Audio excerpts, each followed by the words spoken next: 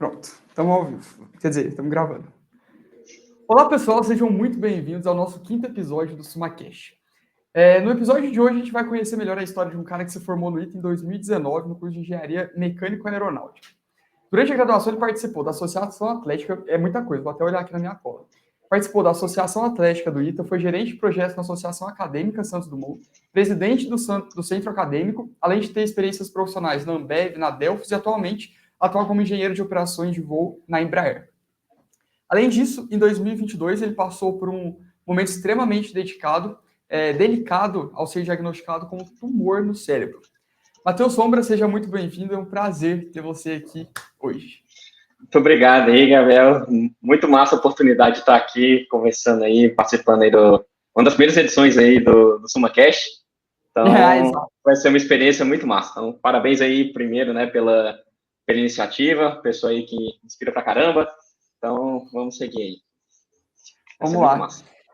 Matheus, primeira coisa que eu queria perguntar para você, eu sei que a gente quer entender melhor essa história, esse momento tão delicado que você passou, né, de ter um tumor e tão jovem, mas eu queria antes saber um pouco como é que foi a sua história. Como que você chegou no ITA, quando que você decidiu, de onde que você é, se você fez curso preparatório, ainda mais tendo em vista que o nosso maior público é de alunos de pré-vestibular, alunos de concurso, e saber um pouco da história das pessoas sempre traz aquela identificação, tipo, poxa, ele viveu a mesma coisa que eu, tá seguindo os meus passos e acaba motivando a galera aí. Total. Bom, primeiramente, dar um background até geográfico.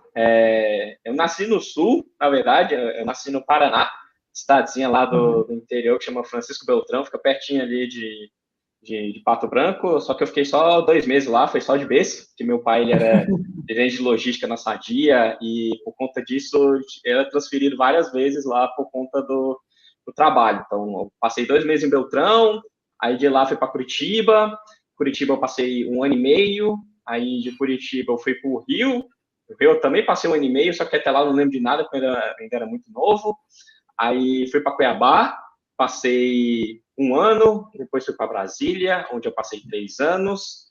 Seguindo, voltei para Cuiabá, eu passei mais 2 anos.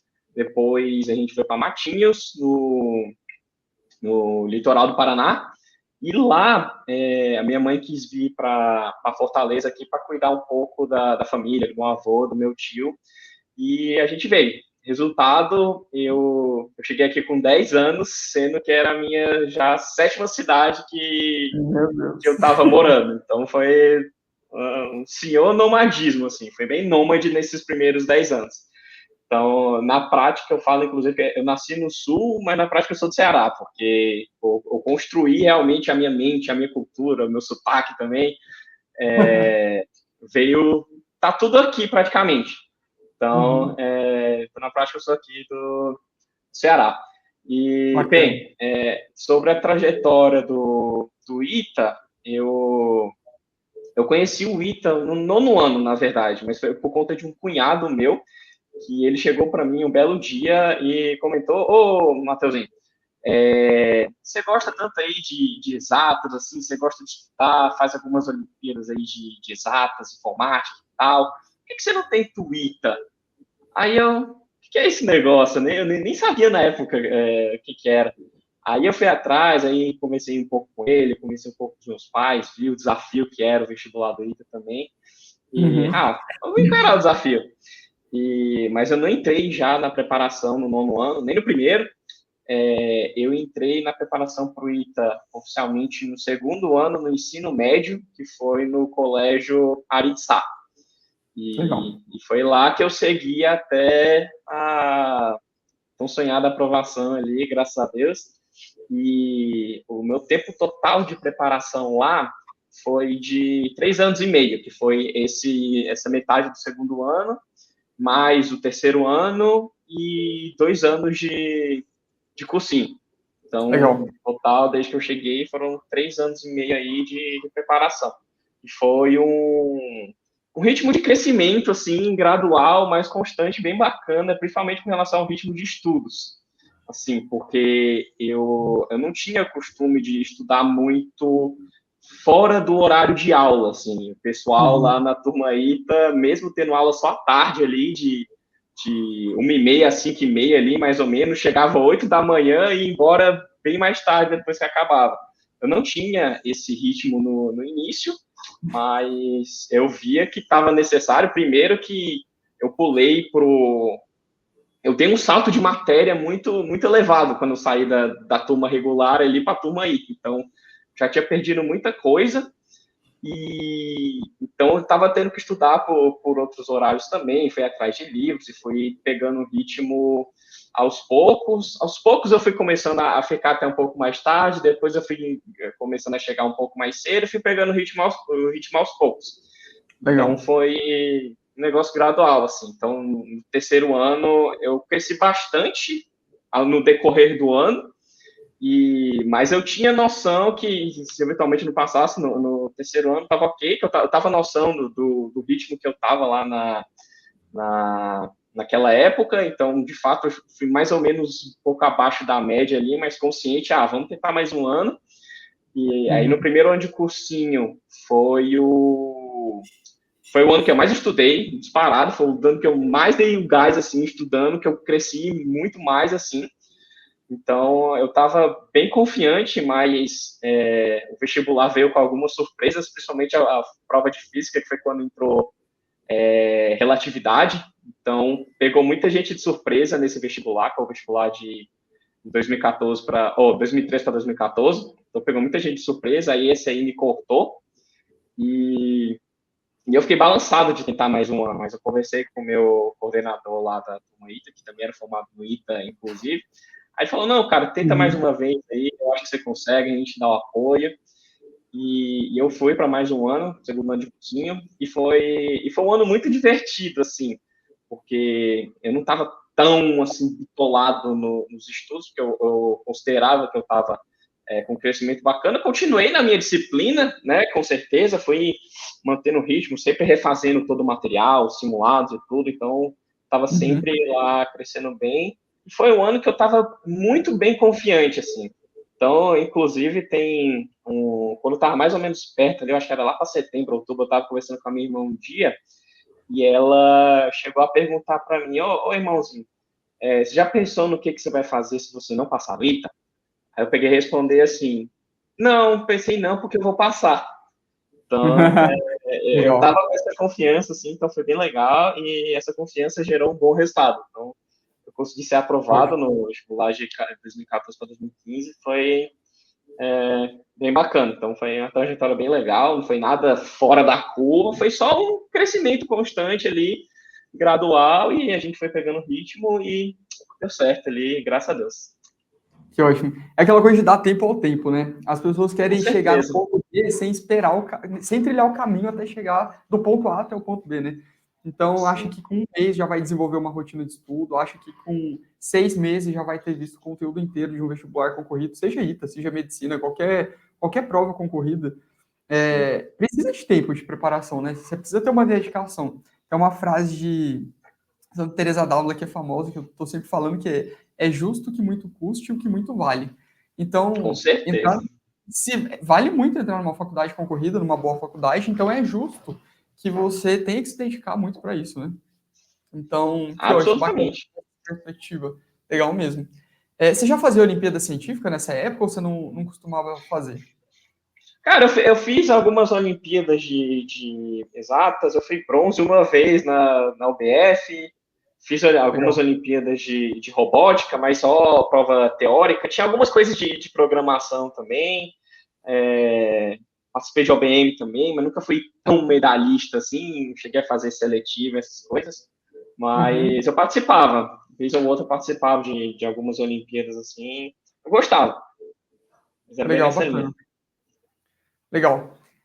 Agora eu queria entrar um pouco mais no assunto que você trouxe para a gente, né? Que a gente conversou aqui. Você falou que logo depois da sua formatura no ITA, né? 1 ano ou 2 anos depois da sua formatura no ITA, você foi diagnosticado com um tumor no cérebro. Como é que foi isso? Tá, Só um minuto. Quanto você tem hoje? Eu tô com 27, fazer 28 exatamente daqui a um mês, 5 de abril. Eita, nós. Olha só. Então, tem 27 anos. Você formou no ITA com 20 5 ou 24? 25, né? 25. Caramba, vamos ter que fazer as contas aqui. 19 mais 5, 24. Formou com 24. 25, 25, 25. 25 anos. E com quantos anos você foi diagnosticado com o tumor? Foi ano passado, entre 26 e 27 anos ali na Entre beirada. 26. 26, rapaz. Olha, é muito cedo, né? Eu não tenho muita noção do quadro com que idade são diagnosticados tumores no cérebro, mas quando fala para mim um tumor no cérebro, eu não imagino uma pessoa de 26, 27 anos, né? E como que foi para você? Como é que você descobriu? Como que você teve essa notícia? Enfim, como é que foi isso? Tá, vamos contar a história aqui. Foi ano passado, né? No início do ano ali, metade de janeiro, eu comecei a sentir uns sintomas de gripe ali, achando que era um resfriado qualquer. Alguns dias depois, eu tive aquele famoso sintoma de perder o olfato e o paladar. Daí caraca, é Covid. Então, aí eu me afastei um pouquinho do trabalho, né? Peguei atestado e tudo. Só que junto com esse Covid, eu comecei a sentir um sintoma intrigante, que eu estava começando a sentir uma dor de cabeça, dá para dizer um pouco diferente, assim. Na época eu não sabia o que era, achei que era só alguma coisa ali do Covid mesmo, Uhum, mas o que é uma dor diferente, né? Porque normalmente quando a gente está com dor de cabeça, é aquela coisa mais localizada, que fica latejando, assim, aquela coisa que se sabe mais como lidar. Mas o que eu estava sentindo, inclusive, eu escrevi várias vezes sobre isso no meu diário, eu escrevo diário todo dia, depois eu posso falar um pouco mais, Ah, legal. que era a sensação que a cabeça ela ficava meio que aquecendo, meio que fumaçando, assim, demais. E aí, quando eu tentava ver alguma coisa no computador, passava 2 minutos, lá já começava a aquecer tudo, e era um negócio bem mais geral, assim, não era um negócio muito localizado. Então, eu comecei a sentir isso. Aí, uma semana depois do Covid, o Covid passou. Aí, o Covid Uhum. passou, foi negativado, Tinha os dado positivo sensores naquele lá primeiro momento. voltaram. Aí eu passei uma semana positivo e aí depois negativei. Aí Tá. eu lembro que eu fiz o teste no sábado, aí deu negativo, tô bem, vou seguir a vida. Aí foi até passear um pouquinho na praia, só que nesse momento que eu fui passear na praia, a cabeça começou a pesar de novo. Aí eu, caramba, o que é esse negócio? Eu já não tô mais com Covid. Aí eu voltei no médico Uhum. e o médico comentou que podia ser só alguma sequela pós-Covid, né? Normal, porque o Covid, até onde se sabe, ele já tem alguns efeitos neurológicos, ainda não se sabe todos os detalhes, porque ainda é bastante recente, mas tem alguns efeitos, aí podiam pensar que era só alguma sequela normal.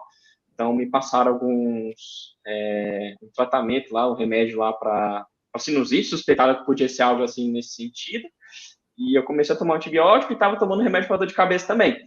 E continuei seguindo. Então foi mais uma semana e esse negócio ainda continuava incomodando. E aí teve um belo dia, e esse belo dia foi dia 8 de fevereiro, eu tenho tudo salvo aqui na mente. Que mesmo tomando tanto antibiótico quanto remédio para dor de cabeça, numa determinada hora a dor começou a aumentar assim, sem parar. Ela foi escalando assim, foi pro infinito. Aí eu, caramba, tá muito ruim isso aqui, vou no hospital. Uhum. E eu cheguei no hospital, estava tarde, então não tinha neuro naquele momento. Então eu falei com o clínico geral, inclusive foi a mesma doutora que me atendeu quando eu fui diagnosticado com Covid, eu fui lá também. Então foi até interessante, isso aí foi irônico. E aí, eu lembro que ela perguntou lá no dia, você tá com essa dor de cabeça aí, vamos dar uma escala aqui, de 0 a 10, onde 0 é nada e 10 é a maior dor da sua vida. O que você tá sentindo? Ela mal parou de falar, eu já falei, 10. Com certeza, tipo, essa dor aqui tá surreal e tá incomodando pra caramba. Aí ela, então eu vou te dar um medicamento para dor, para você conseguir dormir, e você vem de manhã e faz a tomografia e a gente avalia o que realmente pode ser. Uhum. Então, tranquilo, eu tomei medicamento, voltei para casa, fui dormir lá quase 4 horas da manhã. Eu já estava trabalhando nessa época, porque eu não estava mais com Covid, então achei que estava tudo ok. Mandei mensagem para minha chefe, mesmo na madrugada, falando: ó, chefe, eu tava tomando remédio aqui, tô indo dormir agora, tava ruim da cabeça, então não vou aparecer amanhã no trabalho. Pela manhã, no caso. Tava pensando, acho que não vai ser nada, então dá para aparecer de tarde. E tranquilo, eu voltei para casa, deitei, aí eu consegui, o remédio fez algum efeito lá, graças a Deus. Aí eu acordei, e quando eu acordei, a dor já estava começando a voltar. Meu Deus. Aí eu voltei lá no hospital, e aí dessa vez foi com a neuro. Conversei com a neuro, falei o que eu estava passando, e ela fez reforço que outros médicos especularam, pode ser realmente alguma coisa pós-Covid, mas dado que está realmente te incomodando tanto aí nesse nível, a gente vai te dar medicamento de novo e vai fazer a tomografia e vamos olhar qual que é. Então, eu fiz a tomografia lá para meio-dia, mais ou menos, e fiquei esperando. Fiquei esperando o resultado e eu estava lá no hospital esse tempo inteiro. Eu cheguei de 11 horas para meio-dia e fiquei lá. Nem lembro se eu cheguei a almoçar, talvez no restaurante, não, nem lembro. Mas eu não estava achando que não era nada, né? Eu só alguma dor de cabeça lá, que ele ia fazer algum tratamento lá e vai dar bom. Então, estava esperando lá pela tarde. Inclusive, eu participei de algumas calls do trabalho que teve lá. Inclusive, estava tendo uma confraternização da diretoria, que eu participei lá, o pessoal tudo lá no call, lá no trabalho, lá no hospital, com o celular aqui de máscara e tudo, só acompanhando lá, que eu curto pra caramba esses momentos. E aí, logo depois do call, me chamaram para dar o resultado lá da tomografia. E a neuro que me atendeu era outra, não foi a mesma que tinha me passado, era uma outra. Então, eu lembro que ela chegou, eu entrei na sala e quando ela foi me falar, nas primeiras palavras, ela deu aquela ajeitadinha na cadeira, aquela respirada assim, como vou dar alguma notícia complicada, que tem que avaliar bem com como eu vou dizer. E ela falou na lata, eu não lembro se ela mostrou a tela do notebook no computador antes ou depois, mas ela também falou, você está com uma lesão cerebral expansiva que está causando uma hidrocefalia que, por consequência, está gerando um aumento de pressão constante na sua cabeça. Porque hidrocefalia, resumão rápido, quando você tem alguma obstrução na circulação do líquor, que é um líquido que fica onde o cérebro fica banhado e que fica circulando dentro do cérebro também. Então, se você tem alguma obstrução nessa circulação, começa a aumentar a pressão lá dentro, né? E a pressão do líquido, como a pressão de líquido é uma pressão geral na região inteira, então você sente na cabeça inteira. E eu lembro que no primeiro momento eu pensei, caramba, é exatamente isso que eu tô sentindo, é realmente uma pressão geral na cabeça. Então a primeira coisa talvez não tenha sido choque, ou foi junto com o choque, mas é mais a perceber, caramba, o diagnóstico é realmente o que eu tô sentindo, então faz sentido. Então a parte analítica não falha independente do momento, né? Faz parte. Então, e ela continuou falando, você tá com isso aí, e provavelmente, a gente ainda vai confirmar o que é essa lesão, mas provavelmente vai ter que envolver cirurgia na sua cabeça. E a gente já entrou em contato com o neurocirurgião, que vai acompanhar todo o seu caso e eventualmente operar, se for esse o caso. E você não vai sair daqui do hospital, você já vai ser internado daqui. Então, você vai lá para a enfermaria e espera que vão te colocar no apartamento. Então, no momento que você foi diagnosticado, você já foi internado.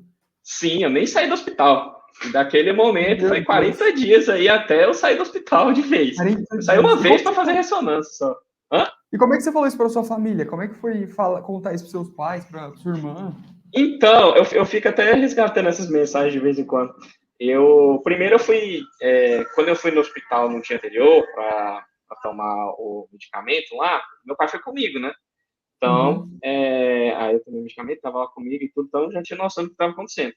E no dia seguinte, como ninguém tinha noção da gravidade lá do negócio, eu fui sozinho, eu fui tranquilo lá, não estava com muita dor de cabeça, então eu peguei um Uber lá, fui por conta, tomei o remédio lá, então já foi controlando. E eu tava sozinho na hora que ela deu a notícia.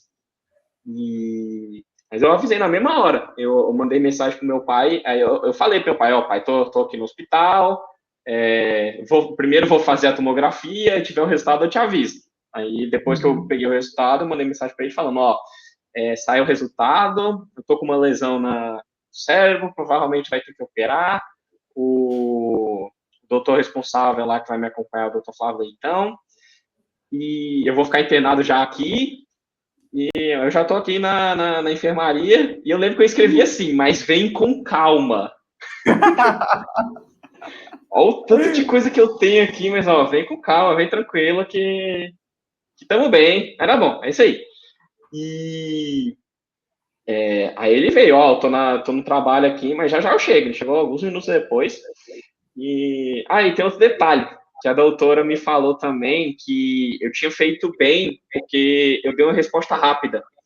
Porque tem muita gente, tem casos assim que as pessoas começam a sentir essa dor de cabeça um pouco diferente, só que acham, não, é só uma dor de cabeça que tá mais forte, então vamos só socar mais remédio lá que vai dar bom.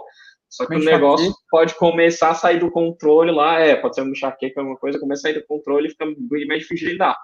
Então eles falaram que eu tinha feito bem por ter ido logo, né, então, e tipo, a lesão lá, cara, na época não tinha feito a associação lesão-tumor, e aí ela, mas tá num local razoavelmente bom ali de lidar, então o prognóstico ali tá bacana.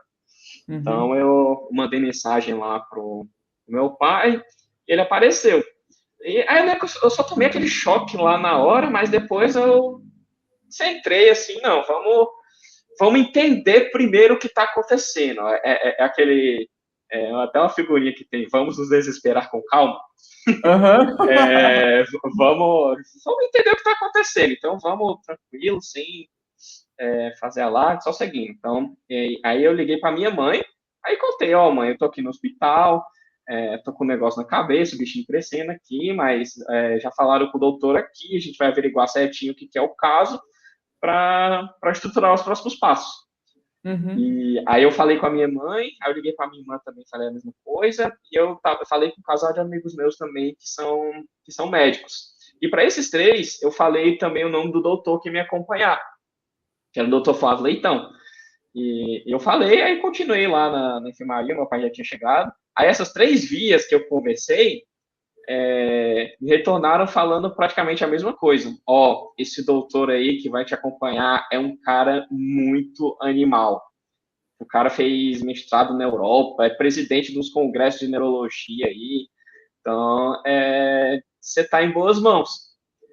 Então, e ele realmente eu fui realmente abençoado com o Dr. Flávio, assim. Ele é um cara sensacional. Eu dou só um parênteses aqui. Antes dele me operar, depois de eu ter as primeiras conversas com ele, eu estava confiando nele 99%. Depois que ele me operou, eu confio nele 101%. Tipo, sério, assim, cegamente, porque ele é muito foda. Eu devo muita coisa a ele. Então, aí essas 3 vias aí voltaram falando, esse doutor é muito bom, então você está em boas mãos e a gente está aqui na torcida e vai dar bom. E aí eu lembro que nessa mesma época, nesse mesmo momento aí, eu tirei uma foto minha de como é que eu tava para mandar, principalmente, né, eu mandei primeiro, se eu não me engano, no grupo do trabalho, que tem até no textinho lá do LinkedIn, que eu tirei uma selfie minha de baixo para cima, eu já tava com acesso aqui no braço, a máscara e fazendo o Vzinho de Vitória lá, e eu só coloquei, ó. Eu acho que eu até baixei a foto. Tem lá no texto, eu vou ver se eu acho aqui depois. Eu vou ver se eu acho aqui. Se você for no meu Instagram, lá tem o destaque lá todinho. E tem o destaque lá, eu juntei todos os meus stories lá e juntei no destaque lá, que é o Saga Séria, que eu chamei lá. E aí eu postei, eu mandei mensagem pro pessoal, tô com esse negócio aqui, tô me internando aqui já hoje, mas o doutor é bom pra caramba, e eu tô tranquilo, gente, a gente vai entender primeiro o que tá acontecendo, mas vai dar tudo certo. Então, tô na fé aqui que vai dar bom. e eu já comecei a receber muito apoio e muito carinho, muito lindo da galera. Pronto, é esse aí o dito cujo. Então, essa aí foi a minha primeira, como é que eu posso falar? Compartilhamento da minha saga pro mundo. Olha Então, só. logo depois, eu até leio aqui, né? Eu, depois de descobrir que tem um bichinho crescendo na minha cabeça, que tem que fazer uns exames, o doutor é fantástico e que tô super tranquilo. Boas energias que vai dar bom demais. Então, minhas Sempre de primeiras bom humor, esse lidadas com o Sombra. negócio foi... Oi? Sempre de bom humor, Sombra. Cara, a gente tem que alimentar sempre com coisa boa a cabeça, né?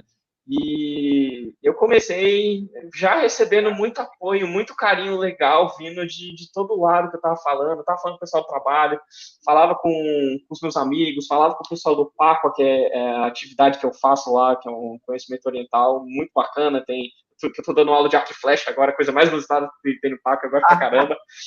Que bacana. E depois eu posso falar mais um pouquinho. Mas eu tava recebendo energia boa de todo lugar, assim, tipo, todo mundo, a gente tá mandando orações, só a pessoa boa pra caramba, vai dar tudo certo, continua com essa energia legal, e vamos seguir. Então, eu comecei, dado que tá todo mundo dando esse apoio, eu vou atualizando o pessoal do que tá acontecendo com o tempo. Então, nesse mesmo dia eu internei, né, foi pro apartamento, aí eu lembro que eu mandei mensagem pro meu pai, pediu para levar um travesseiro, uma caixinha de som, para poder ficar ouvindo música lá. E aí nos dias seguintes ele levou pedi para levar o notebook, levar o meu videogame, levar meus livros. E aí alguns dias depois eu pedi para levar meu violão também, então basicamente eu levei meu quarto todinho pro quarto do hospital. É de hospital, legal. E comecei a aproveitar. Então, foi um momento, pode-se dizer, bem sabático, assim, porque eu estava tranquilo, aí o pensamento, desde lá do início, era assim, eu tô com um bichinho na cabeça, eu fico falando bichinho, porque, até para não ficar falando muita palavra tumor, mas sempre era bichinho no início, porque eu nem tinha feito essa associação direta que eu falei lá no início, né? De lesão com tumor. Então, a gente confirmou isso na ressonância que eu fiz 2 dias depois. Então, aí Entendi. falaram que era realmente um tumor, então é isso aí. Mas, cara, tô com um negócio aqui na cabeça, ele está crescendo, então eu não posso ficar com ele aqui sem fazer nada, ele vai ter que sair. O doutor, um cara renomado pra caramba, então já estava em boas mãos, o prognóstico era bom, então as Uhum. expectativas eram sempre boas lá desde o início, porque ele estava num local controlado, estava num cenário de crescimento também controlado, porque a gente começou a medicar cedo, e Uhum. eu tô recebendo apoio, carinho e energia boa de todo canto. Então, cara, vamos seguir com energia boa e vamos aproveitar. Então, aproveitei esse meu período sabático lá para me divertir pra caramba, assistir um monte de coisa, toquei pra caramba, pedi um monte de música, fiz amizade lá com o pessoal todinho lá do hospital, até chegaram a falar Uhum. que era tipo a minha simpatia lá do andar. Então, tava sempre ali aproveitando, e sempre lá com energia boa, com expectativa boa. Uhum. E foi mais ou menos nessa linha. Foi legal pra caramba e eu me diverti. Então, um pouco dessas coisinhas que eu quero ir compartilhando e dar mais alguns detalhes com o tempo. Mas, enfim, esse é o Legal. resuminho da saga. Levar com leveza, né? Todo esse momento de dificuldade, né? Com De certeza. desafio. E deixa eu te perguntar, você sabe dizer se teve alguma causa diagnosticada para essa lesão, para esse bichinho aí? Cara, eu não sei ao certo, assim, de realmente uma causa específica, pode ser mais aquele emaranhado de células lá que resolveu encrencar com a minha cabeça, então a gente não tem uma causa bem. Então, inclusive, eu vou até mais falar disso com o doutor depois, mas até onde eu já conversei, não tem aquele negócio específico de que esse fato que aconteceu comigo que foi o causador de ter gerado lá a mutação, o emaranhado lá que fez o negócio expandir. Uhum. Quanto ao Covid, que eu estava lá comentando, ao que tudo indica, pelo que eu conversei com o doutor, não tem uma relação causal direta entre eu ter pego Covid e o negócio ter se estruturado. Mas foi mais que o Covid ele pode ter servido como um detector para a existência do tumor, porque foi uma coincidência interessante, né? Eu começava a sentir esse incômodo justo depois que eu fui diagnosticado com Covid. Então a ideia, a teoria é mais que pelos efeitos neurológicos lá que o Covid eventualmente pode trazer, esses efeitos me ajudaram a sentir a mais lá do que estava acontecendo dentro da minha cabeça. Então, ele foi mais um detector e dificilmente foi algum causador ou algum catalisador para a coisa toda lá do bichinho, entendeu? Então, é mais nessa linha. Então, não tem uma causa clara. Entendi. Não ficou claro. E desde a graduação, sobre você tem um perfil bem ativo, né? Quando eu estava falando aí sua experiência, seu histórico, seu currículo, falei de infinitas coisas que você fez durante a faculdade e, enfim, a própria função, né, de presidente do departamento acadêmico, do diretório acadêmico, mostra isso, esse papel de estar à frente, né? Você acha que esse perfil te ajudou a lidar com essa situação que você passou? Cara, eu acho que sim, porque essas experiências aí, várias outras assim que eu passei, tanto durante a graduação como algumas coisas depois também, elas tiram a gente um pouco um pouco não, talvez muito, né, da Sim. zona de conforto e dão um medinho, né, querendo ou não. E aí tem até um ponto legal nessa questão do medo aí, que tem uma definição legal que eu vejo muitas pessoas falando por aí sobre coragem. Que coragem não é você não ter medo, é você agir apesar dele. Então, tipo, se você não tiver medo, assim, de nada, você tem altas tendências de ser um psicopata. Então, as pessoas têm medo, é normal. Então, mas a gente tem que buscar, lidar, agir, seguir, mesmo sentindo esse medo. Então, enfrentar alguns riscos, sair da zona de conforto e enfrentando novos medos também, que faz parte do processo também. Então, a gente passa por alguns perrengues quando está assumindo essas coisas, né? Querendo ou não, altos desafios, altas responsabilidades. Então, a gente vai lidando com isso.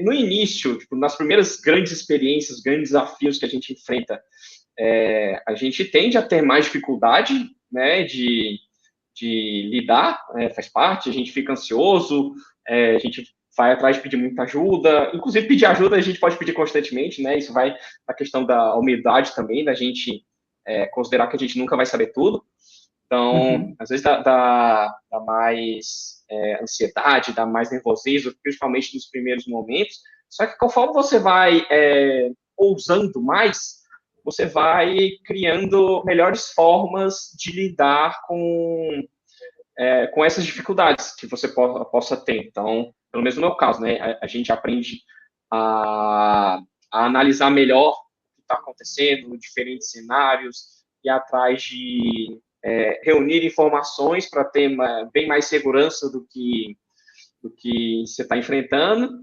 e entender coisas, inclusive, era algo que eu estava pensando em falar mais para frente, mas eu adianto agora. Entender coisas que você pode controlar e coisas que você não pode. Então, ter noção disso faz uma diferença danada também. Então, não sei se você já assistiu Dark. Não. Já? Não? Tá. Mas Dark Mas é pode uma dar série bem spoiler legal. aí. Pode Hã? falar, pode dar spoilers, não tem problema. Não é tanto spoiler assim. É mais uma oração que é citado nessa série. Eu não lembro se eu vi essa oração antes. Se eu não me engano, foi antes, mas ela apareceu na série, então se tornou bem mais famosa por isso. Que é a oração da serenidade. Que é basicamente você pedir para ter serenidade para aceitar aquilo que você não pode controlar, coragem para mudar o que você consegue e sabedoria para distinguir uma coisa da outra.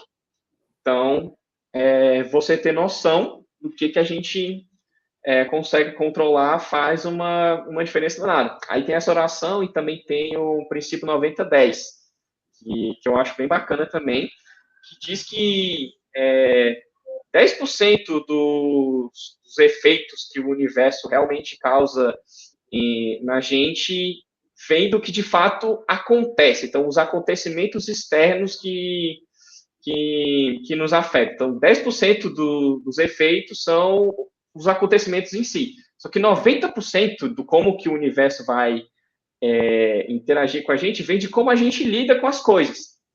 Então, eu super acho que faz sentido isso. Então, a gente buscar a melhor forma de lidar com tudo. E juntando com o negócio da oração da serenidade, normalmente o que a gente consegue controlar de fato é como a gente lida com o que acontece com a gente. Então, que inclusive tem coisas que a gente não controla, que acontece, e a gente controla a forma de lidar. Então, isso faz muito sentido também. E no meu caso, o que eu não controlava no cenário já do tumor, né? Nesse ponto, que era a expansão, o bichinho que estava lá dentro, a cirurgia, toda a parte dos processos médicos, físico-químicos envolvidos lá em todo o processo, são coisas que eu não conseguia controlar. Então, vamos ver o que a gente dá para controlar, que é basicamente lidar da melhor forma e continuar seguindo. Então, com certeza, essas experiências, esses obstáculos, essas responsabilidades e dificuldades que vêm junto também, que eu passei, me ajudaram a criar ferramentas, e tanto emocionais quanto pessoais, profissionais, de organização e tudo, me ajudaram a desenvolver um senso de lidar melhor com tudo, né? Então, são aprendizados que a gente também consegue a partir das dificuldades e até das pancadas que a gente toma na vida, né? Às vezes, alguns aprendizados acabam vindo disso e das dificuldades, né? Das experiências, e com certeza isso me ajudou pra caramba a lidar isso da melhor forma. E junto também, claro, com alguns fatores externos que eu já mencionei, então, bênçãos como ser consagrado lá com um doutor fantástico, e a energia boa lá do pessoal, isso também alimenta a gente de uma forma muito positiva. Então, eu sou muito também de uma frase que eu vi o Mário Sérgio Cortella comentar num documentário que eu acho muito bacana também, se quiserem procurar, é um documentário chamado Eu Maior, tem no YouTube lá, gratuito, muito bacana, que é basicamente um documentário com várias personalidades, filósofos, esportistas, líderes espirituais, falando sobre espiritualidade e felicidade, então é muito massa. Legal, bacana. E a frase que ele comenta é uma frase que é atribuída a Benjamin Disraeli, que fala que a vida é muito curta para ser pequena. E quando ele está comentando essa frase, ele diz que essa pequenez, esse tamanho da vida que ele considera, está muito relacionado com a falta que a gente faz no mundo, no sentido de quanto que o mundo, de alguma forma, sente falta da gente na nossa ausência. E que o que tem a ver também com o legado e as marquinhas que a gente deixa, principalmente nas pessoas. Então, depois que aconteceu, que eu comecei a compartilhar com os meus amigos, pessoal do trabalho, família e tudo, e eu estava recebendo tanto carinho, tanto apoio legal, e eu ficava pensando, caramba, quanto que eu estou presente no mundo, assim, e isso para mim é fantástico, é uma das, posso dizer que constitui um estado de espírito que o pessoal chama de felicidade, e menciona muito nesse documentário também. Então, isso me deixa realmente feliz, assim, eu perceber que eu estou presente no mundo, que eu estou deixando uma marquinha legal, e era o pessoal falando, ó, Sombra, você tem que voltar logo, porque você tem uma energia muito boa, que alegra muito o ambiente aqui do pessoal, essa animação toda, essa energia, e eu, caraca, tipo, eu tô presente aqui, tipo aquele negócio do Cristiano Ronaldo, eu tô aqui, Então, é bem nessa linha. Então, eu aprender a lidar da melhor forma, mas ter o apoio também conta muito. Que tem muito aquele negócio da física quântica que o pessoal fala do conceito de energia, que eu acho que faz muito sentido, que o universo está sempre vibrando ali numa frequência, e quando você vai recebendo aquele monte de energia boa, aquela coisa vai te agregando, assim. Então, eu acho que isso faz muito sentido, e é bem nessa linha. Bem Legal, bacana. que massa. Nesse período todo, você começou a refletir sobre suas prioridades de longo prazo. Eu entendi que foi muito importante esse período para você de entender coisas que eram importantes, como que você definia a sua felicidade, como que você enxergava o que era importante dentro da sua rotina. Mas você começou a repensar o que você esperava de você no longo prazo? Bom, essa é uma boa reflexão. Eu trabalhei um pouco nisso, de fato. Uma das coisas que eu estava pensando muito, que eu queria mandar para frente enquanto eu estava lá, era, primeiro, compartilhar essa história com o mundo ao máximo, né? Que eu acho que esse é um dos legados legais que eu posso deixar aqui, né? Tipo, mostrar como a gente lida com tudo, como que eu lidei, como que isso pode servir de exemplo e inspiração para as pessoas. E eu acho que é muito importante também a parte da gente prezar por viver, assim, de verdade, não deixar esses obstáculos te impedirem de se organizar, de poder viver melhor a vida de cada um, aproveitar, viver intensamente, se organizar. Inclusive, eu comecei, enquanto eu estava lá, a organizar melhor minhas finanças, né? Querendo ou não, também faz parte. É uma coisa que a gente tem que fazer, e isso me ajudou também a estruturar algumas metinhas lá de médio e longo prazo, para onde que eu queria chegar, em particular nessa parte das finanças também, que faz parte também. A gente tem que sempre levar isso em conta. Sobre a parte lá de estar sempre aproveitando, tem uma frase, inclusive, do filme Coração Valente. Eu tenho que assistir, inclusive, eu ainda não assisti, mas é a frase que fala que todos morrem, mas nem todos necessariamente vivem. Então, é uma frase que eu acho forte pra caramba.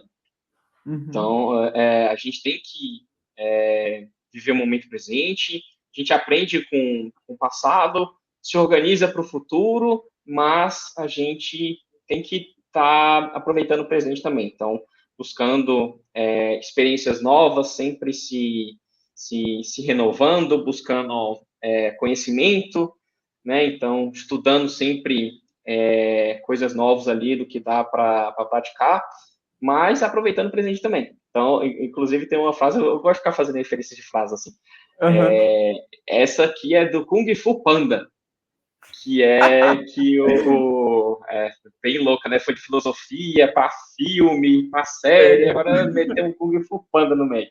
Então, é uma frase do Mestre Uguay, que é aquela tartaruga lá, que ele fala que o passado é história, o futuro é um mistério, mas o hoje é uma dádiva. E é por isso que se chama presente. Olha só. Então, eu achei fantástico, assim. É uma reflexãozinha muito, muito bacana. E aí é mais ou menos nessa linha. Então, a gente vou estruturando alguns planos, fui pensando algumas coisas do trabalho também, muita coisa eu pensei até depois que eu saí. Então, eu não estava querendo ocupar tanto a cabeça pensando, eu vou ficar fazendo tantos planos assim, mas depois eu consegui até me organizar melhor. Mas enquanto eu estava lá, eu dei uma refletida várias vezes no diário, eu dava uma escrevida sobre como que estava, né, as diferentes esferas da minha vida, para depois eu conseguir estruturar melhor. Então, me ajudou bastante. Principalmente quando eu comentei que era um momento sabático lá, é um momento que todo mundo tem que passar de vez em quando, né? A gente parar um momento, sair um pouco de toda aquela correria de rotina, de trabalho, de estudos e tal, para parar e centrar um pouquinho e pensar, cara, onde é que eu tô? Então, eu parava lá para escrever, ó, no financeiro, como é que eu tô? No trabalho, como é que eu tô? De saúde, como é que eu tô? Nos esportes, como é que eu tô? Na parte de doação lá para o mundo, como é que eu tô? Então, escrevi um monte lá, aproveitar o tempo livre total para fazer isso, né? Então, a gente estrutura tudo, tira uma foto lá do nosso eu agora, pensando que as experiências que a gente já teve no passado, e juntar os pontinhos e pensar como que você pode juntar tudo isso e estruturar para o futuro, né? Para os planos. Legal. Então, deu para organizar bastante coisa assim. Foi bem legal. Bacana. Sobre, eu sei que isso é mais pessoal e fica à vontade se você não quiser responder, mas em algum momento você achou que não ia conseguir se recuperar, que você não ia sobreviver a toda aquela situação? Cara, acho que dá para falar. Eu não pensei muito nisso, assim. De novo, eu estava sempre na parte do prognóstico, né? Aquela coisa que desde o primeiro dia era sempre o doutor era muito bom, estou tendo um apoio lá muito bacana lá do pessoal, o prognóstico era sempre bom, então as expectativas para a cirurgia dar certo eram muito altas. O doutor Flávio já participou em N cirurgias semelhantes dessa. Então, se eu cheguei a pensar, dá para dizer que foi pouco, mas nada que me paralisasse ou tirasse meu sono, por exemplo. Inclusive, esse é um detalhe legal. Eu não tive problema de sono enquanto eu estava lá. Eu sempre dormia, chegava à noite lá, apagava lá a pedra, acordava depois super animado lá. Às vezes até acordava com a fisioterapeuta lá, quase me jogando da cama, falando, vamos caminhar. E era sempre assim.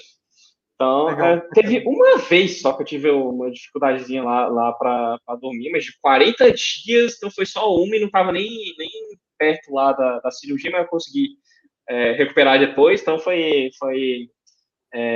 tranquilo. Antes da cirurgia, tipo, dias antes, admito que dava um nervoso, né? Dava uma ansiedade, porque ninguém é de ferro, é impossível. Com certeza. Mas não era nem ai, será que pode dar errado? Se der errado, o que eu faço? Aí se vê esses pensamentos, na hora vem cara, você não controla isso aí.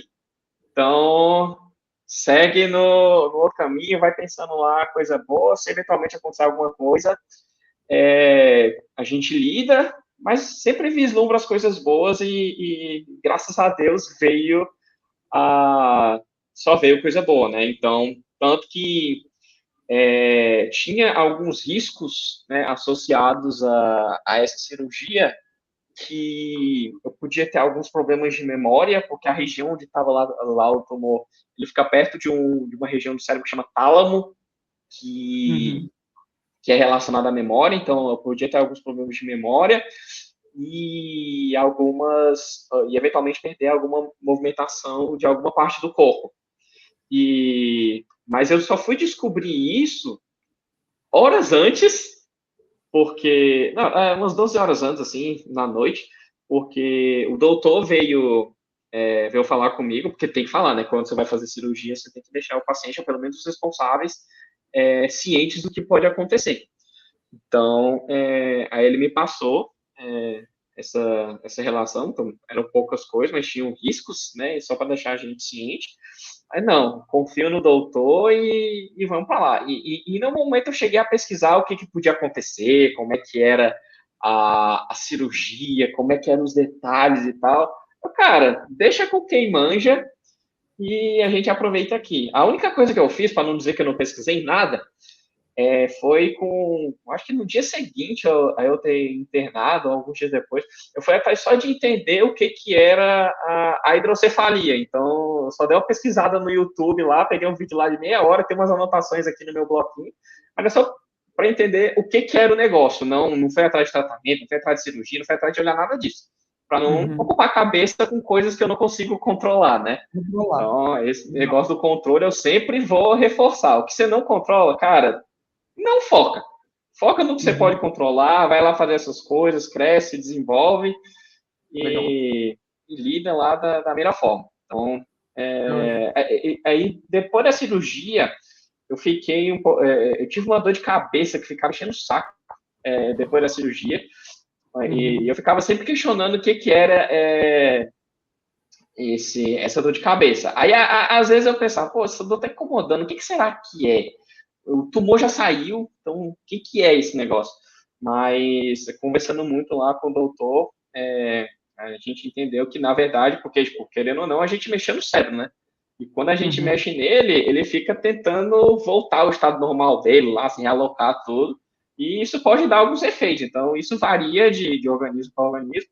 Então, no meu caso, é uma dorzinha de cabeça lá, pós-operatória, né? Normal, podia acontecer. Ficou por um tempinho a mais ali, mas depois passou. Eu ficava mais intrigado com o que era aquilo. Então, mas nada de achar, ai, será que não vai dar certo e tal, tem algum problema. Se eventualmente desse alguma coisa, a gente lidava. Graças a Deus não deu. Então, e eu estava sempre alimentando coisa boa, né? Essa parte de energia eu acho que fez muito sentido e me ajudou pra caramba. Então, foi nessa linha aí. Entendi. Hoje você não teve nenhuma sequela. Não tem mais nenhuma sequela. Relacionado ao tumor, a cirurgia do tumor propriamente dita, não. Às vezes eu sinto dor de cabeça, mas agora a dor de cabeça todo mundo sente, né? Então, o que eu tenho não é relacionado ao tumor, especificamente, mas é mais, porque eu até coloquei no texto lá, porque eu saí de alta depois da cirurgia 2 semanas depois, só que mal sabia eu que eu ia ter que voltar mais 2 vezes para o hospital para fazer mais outras 2 cirurgias, porque teve complicações aqui, né, na cicatriz, gerou uns focozinhos lá de infecção e a gente teve que operar para tirar. Então, passei por mais 2 procedimentos, um que foi só uma lavagem mais superficial para ver se conseguia raspar os caras de fora, só que teve um pedaço lá que insistiu, aí a outra cirurgia que eu fiz em maio, ela foi um pouquinho mais invasiva, que eu tive que tirar um pedaço do crânio e jogar fora, porque a infecção já estava toda alojada lá. E aí eu tirei e não dava para colocar de volta, né? Porque já estava todo infeccionado lá. E eu ainda tô sem esse pedaço do crânio aqui, mas não está gerando restrições mirabolantes. Eu tenho que tomar cuidado com colisões físicas, sei lá, ficar de cabeça para baixo, coisa que eu estou terminantemente proibido de fazer. Mas nada que limite tanto a minha vida, tanto que o meu maior nervosismo era se podia dar algum problema ao voar de avião, diferença de pressão e tal, o negócio tá aqui mais exposto, vai saber o que pode acontecer. Mas tá tranquilo. Então, não é exatamente uma sequela, né? Mas é um efeito da saga, digamos assim. E aí eu devo fechar isso aqui em abril, mês que vem. Então, é um negócio que chamam de reconstrução craniana, então vai reconstruir essa parte aqui do osso e vai voltar tudo ao normal. Então, e a gente está sempre monitorando como que tá o que sobrou do tumor lá dentro. É bom lembrar que ele é benigno, né? Então essa parte aí é de extrema importância. E ele está super controlado. A regiãozinha lá ficou. Aí as pessoas podem perguntar, mas por que não tirou tudo, né? Porque o resto ele ficou numa região que era bem mais invasiva do que o tanto que deu para tirar. E aqueles riscos que eu tinha já lá no início, de coisa de memória, movimentação do corpo e tal, elas são bem mais agravadas na região do que sobrou lá. Então, o doutor optou por deixar lá e agora está, de novo, ele está super controlado. E ele, inclusive, me deu a abertura para escolher, caso eu quisesse tirar o resto, mas aí eu pensei, no início eu até pensei, mas depois eu fui conversando com o pessoal e que a gente pensa, cara, o Dr. Flávio já é um neurocirurgião, fala pra caramba, ele também é um cara super ousado e ele parou no lugar ali. Então, se ele parou ali, vamos manter o baile e de novo, tá super controlado lá, então a gente fez a ressonância de controle 6 meses depois e continuou do mesmo jeito, então o meu organismo conseguiu lidar bem com ele e eu tô tranquilo. Assim, não tive nenhuma sequela química, neurológica, graças a Deus, então deu tudo certo. Motora, tudo funcionando bem, consigo voltar à minha vida normal e é isso aí. Tô aqui para compartilhar a história, outra coisa legal que dá pra fazer e é bem nessa linha. Que incrível, Sombra. Cara, é inspirador ouvir toda essa história, ver como que você encarou isso, ver como que você conseguiu modelar cada ambiente, a sua rotina para poder realmente estar empenhado em melhorar e não aproveitar dessa situação para entregar a toalha, para, enfim, para desistir, né?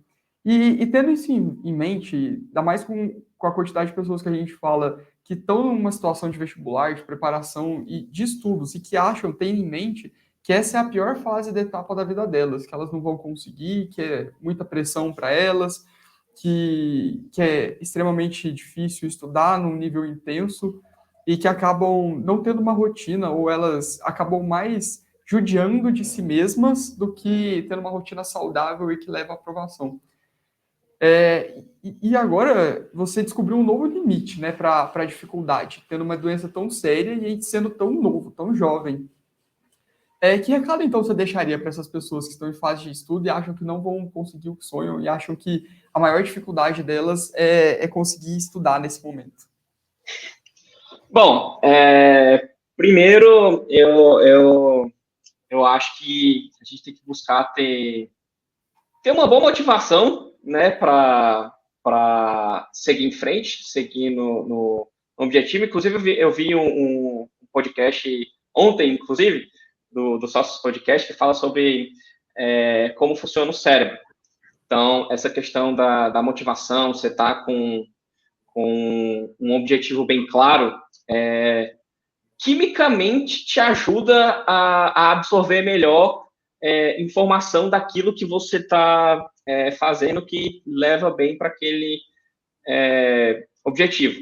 Então, isso te deixa ficar mais focado nos estudos, ter uma disciplina um pouco melhor e ir atrás de ter uma rotina, né, bem estabelecida, faz parte, e buscar, de certa forma, acreditar que aquilo vai dar certo.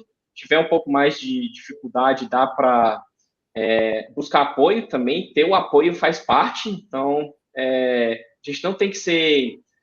a gente tem que ter a humildade de pedir ajuda também quando a gente tem dificuldade. Então, eu já disse aqui que todo o apoio aqui que eu recebi fez uma diferença danada. Então, eu acho que também viver um pouco, mesmo dentro dessa rotina pesada aí de estudos, também ajuda muito. Às vezes a gente fica tão focado ali, tão bitolado constantemente, só acorda, come, estuda e depois vai dormir.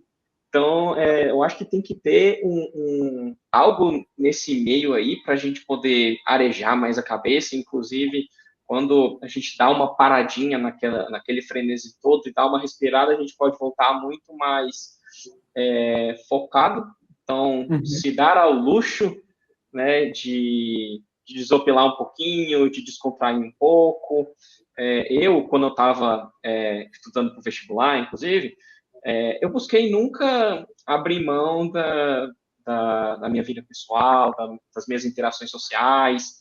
Então, eu estava sempre buscando aproveitar ali na medida do possível, tendo aquela disciplina, né? Tendo a noção dos momentos de disciplina e dos momentos de descontração. Então, buscar um pouco o autoconhecimento, né, também, que foi algo que eu exercitei muito quando eu estava aqui no hospital, e até antes e depois que eu faço isso através de um diário que eu escrevo todo dia. Eu escrevo todo dia nele, e ele ajuda bastante, porque ele também é uma autoterapia. Então, a gente consegue concretizar as ideias e colocar as ideias que a gente está sentindo no mundo físico, né, no papel, a gente chegar aquelas ideias também ajuda bastante a gente entender como é que a gente está, como é que a gente pode adaptar, como é que a gente está para o objetivo que a gente quer alcançar. Dá tempo ao tempo. Né? Sim. Isso. Organizar e tudo. Isso, organizar o raciocínio. Quando você coloca as coisas no papel, te ajuda a visualizar muito como que está a sua cabeça, né? Conseguir visualizar a cabeça no mundo físico lá te ajuda a ajustar vários pontinhos. Inclusive, um parênteses aleatório aqui, quando eu estava lá no hospital, uma das coisas que eu fiz, eu estava um dia lá, eu peguei meu celular, comecei a olhar os aplicativos, eu olhei, cara, isso aqui tá uma bagunça. Porque, tipo, era aplicativo de um lado para o outro, um aplicativo do banco numa ponta, aí outra coisa de finanças lá do outro lado, aí coisa de mídia, tudo espalhado, assim, aí coisa de organização também, coisa que tinha que ficar pesquisando, pensando, cara, vamos organizar isso aqui. E aí eu comecei a criar umas pastinhas, comecei a organizar tudo, e, cara, isso deu uma leveza. Eu senti como se eu estivesse limpando a minha mente ali, sabe? Então, é um jeito diferente de ver como que se organizar todas as suas coisas ajudam. Até o celular deu um efeito psicológico bacana. E ter essa disciplina da organização, do autoconhecimento, buscar fazer exercício também, isso também é importante pra caramba. Então, aquele negócio que fala do mente insana, corpo insano, vice-versa, versa-vice, faz muito sentido também. Os hormônios que a gente consegue quando a gente está fazendo exercício ajuda pra caramba na nossa disposição, no nosso funcionamento, metabolismo, tudo. Então, também ajuda e é de suma importância. Então, buscar uma boa alimentação mental também, né? Tá lendo uns livros bacanas, um Suma Cash aqui da vida. Então, Isso daí. Tem muito aprendizado bacana. Eu tinha um livro que eu lia todo dia lá no hospital, vez ou outra eu volto para ele também, que é um livro chamado Jogo da Felicidade, que é da Bruna Lombardi, que basicamente é um livro cheio de frasezinhas de reflexão, só que ela meio que constrói uma jornada tem vários capítulos nessa jornada, tem sonho, chamado, semente, amigo, mestre, tempestades, frutos, então tem várias etapas da jornada que ela considera que é a jornada de uma vida inteira, mas são jornadas que se repetem também com o tempo, e sempre quando eu começava o dia, eu lia algumas frasezinhas dela. Então, eu até abri aqui, tem uma aqui, por exemplo, cuide das grandes e pequenas coisas com a mesma importância. Qualquer pequena luz pode ser uma festa e iluminar a vida. Preste atenção nos pequenos milagres e os grandes virão. Então, tem várias frases muito bacanas que ajudam a gente também a pensar, a refletir, a entender mais como o mundo funciona, entender mais como a gente funciona. Então, essas coisas, principalmente nos primeiros momentos do dia, também ajudam pra caramba. E sempre buscando a disciplina, ir se organizando, dá tempo ao tempo, né, vai no seu ritmo, não extrapole muito os seus limites, tenha noção dos seus limites, vai enfrentando um pouco também, que faz parte, a gente atua um pouco ali no limite, então a gente vai elevando um pouco o limite, né, com o tempo, conforme a gente vai explorando ali naquela região próxima, mas não extrapolar muito, e ir se organizando, indo aos poucos, pedindo ajuda, se organizando, e é bem nessa linha, alimentação mental, acreditar que vai dar certo. Então, para quem estiver estudando aí, ralando, para qualquer coisa que seja, então, dou minha bênção aqui, eu também acredito que vai dar certo.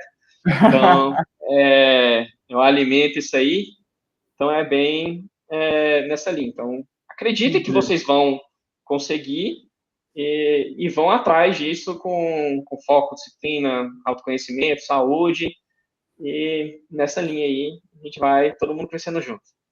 Que maravilha. Sombra, cara, queria agradecer você, agradecer seu tempo, a disponibilidade de compartilhar a sua história, de compartilhar itens tão pessoais que você compartilhou aqui com a gente hoje.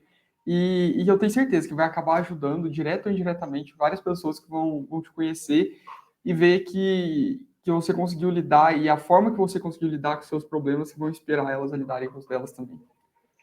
Amém. Muito obrigado, fico muito feliz por ter essa oportunidade aqui, como eu disse ali, um pouco ali no meio. Eu quero muito disseminar essa história o máximo possível. Eu acho que é um dos legados legais que eu posso deixar no mundo aqui. Então, cada um vai ter o seu legado aqui. Eu acho que a gente vive para deixar uma marquinha legal no mundo. Então, eu fico muito feliz por compartilhar essa história, muito feliz com a oportunidade. Muito sucesso aí ao SumaCast, a iniciativa aí é fantástica, acho que é Valeu, muito obrigado bacana. demais. E onde que o pessoal Muito consegue massa, te curti pra encontrar?